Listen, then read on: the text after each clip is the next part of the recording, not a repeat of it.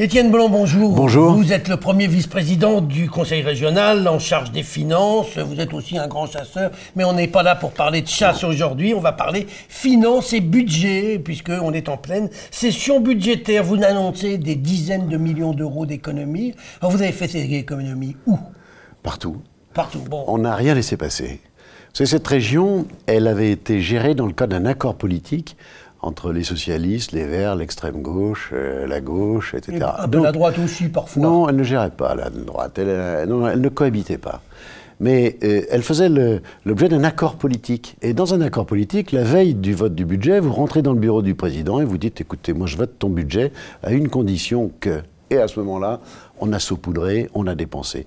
Donc on avait des marges de manœuvre très substantielles. La première année, nous avons fait 130 millions d'économies. Cette année, nous serons au-delà des 75 millions que nous avons annoncés. Et dans le budget que je vais présenter tout à l'heure, nous annonçons encore 50 millions d'économies sur l'année 2018. Sur l'année 2018, au total, en fin de mandat... En fin de mandat, on sera à 300. 300 millions, ce qui était... C'est ça, c'est-à-dire 10% du total du budget, investissement et fonctionnement compris. Dites-moi, Étienne Blanc, vous parlez d'accords politiques de vos prédécesseurs et d'équilibre. Est-ce que vous risquez pas de vous retrouver dans la même situation, puisqu'il y a le groupe centriste qui est en train de se créer, groupe centriste Modem, qui va faire la charnière maintenant, parce que sans eux, vous n'aurez plus la majorité, alors que jusqu'à présent, le Modem avec 8 élus ne faisait pas la majorité. Il y a deux groupes politiques qui se constituent, c'est la nouveauté politique que nous allons annoncer tout à l'heure, puisqu'on annonce la création des groupes juste avant le vote du budget. Il y a un groupe qui est un groupe En Marche, qui est sollicité par le président de la République, et puis il y a un autre groupe qui est un groupe centriste qui regroupe les différentes tendances centristes. Mais nous avions passé un accord avec les centristes pour gouverner cette région pendant cette mandature. Donc il y a un changement, et il y a une tectonique des plaques chez les centristes. Après, sur le fond, l'accord politique demeure. Donc vous n'êtes pas inquiet? Je ne suis pas inquiet parce que ils ne feront pas de chantage. La politique que nous menons, c'est une politique qui est souhaitée par les centristes. Une politique de rigueur budgétaire et une politique qui réoriente la région du fonctionnement vers l'investissement. Dites-moi, Étienne Blanc, l'opposition dénonce un climat délétère, le départ, disent-ils, de 800 agents depuis que vous êtes aux manettes. Alors, climat délétère, je ne crois pas qu'on puisse dire les choses de cette nature, mais ce que j'explique quand je préside les comités techniques, c'est que c'est une gageure pour la région. Vous fusionnez une grande région, Rhône-Alpes, avec une autre grande région, la région Auvergne. Quand vous héritez de cette situation, par exemple, vous avez 25 directeurs généraux adjoints, ben vous passez de 25 à 5. Donc il y a 20 personnes qui ne sont plus directeurs généraux adjoints. Alors vous pouvez faire, comme dans un certain nombre de régions, de la juxtaposition. Vous touchez à rien.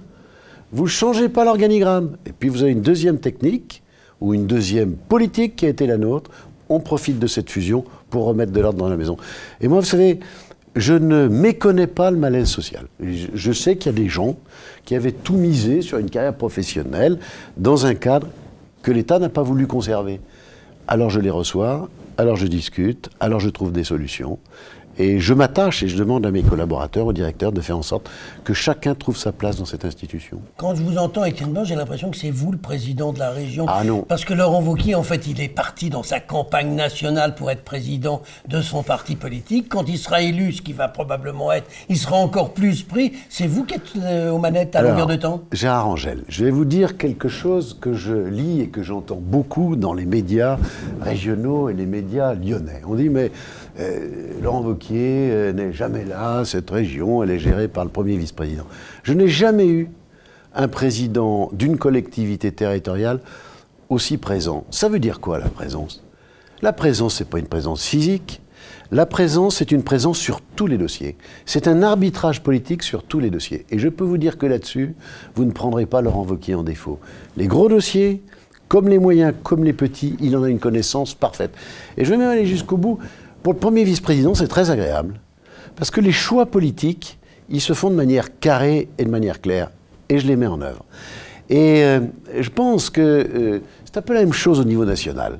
Quand vous avez un président de la République qui trace le cap, qui arbitre, c'est très facile pour le Premier ministre. Eh bien, ici, en Auvergne-Rhône-Alpes, c'est très facile pour moi. Avant de nous quitter, Étienne Blanc, juste un petit mot, murmure dans les allées du pouvoir que vous pourriez être le candidat de la droite aux prochaines municipales à Lyon. Ça, ce sont les élucubrations de 8 h du matin dans la presse lyonnaise. J'entends, je lis, je m'en amuse beaucoup. Non, mais vous répondez pas à la question? Non, qu'est-ce que je dise? Moi, je suis maire de Yvonne-les-Bains, je suis passionné, c'est la plus belle ville de France. Mais Lyon est aussi une très belle ville. Lyon Lyon est aussi une très belle ville. Voilà, Oui. eh bien, on verra si vous aimez mieux un jour Lyon que Divonne. Étienne Blanc, je vous remercie. Merci.